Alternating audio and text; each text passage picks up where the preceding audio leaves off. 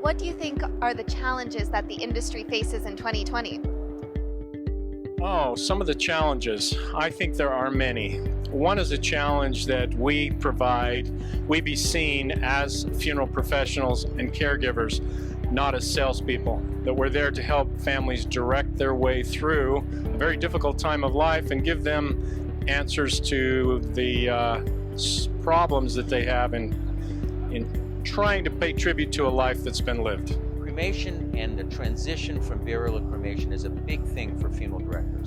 It's less revenue in the sense that they can't sell a casket and there's some other things, but I think a lot of them will recognize that they can still have a ceremony, they can still have an event that they host and manage for a family. Trying to make cremation more profitable and interesting. A lot of funeral homes are trying to come up with ways to basically innovate when it comes to cremation. So I try to keep my eye out for information we can pass on to them.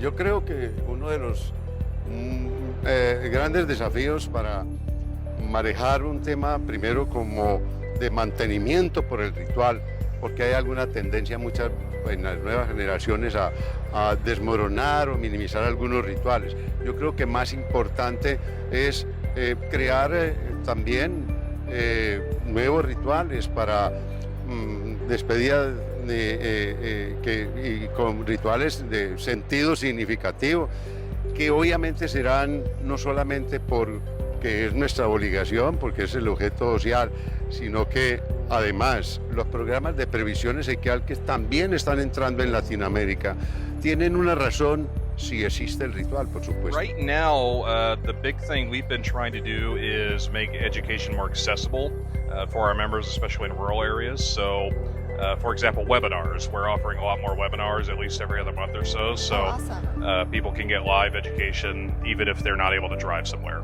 Utilizando herramientas como hoy en día es el networking marketing, redes sociales, toda la parte electrónica, nuevas tecnologías. Entonces toda esta parte que viene con la parte de millennials, Marketing online. marketing online.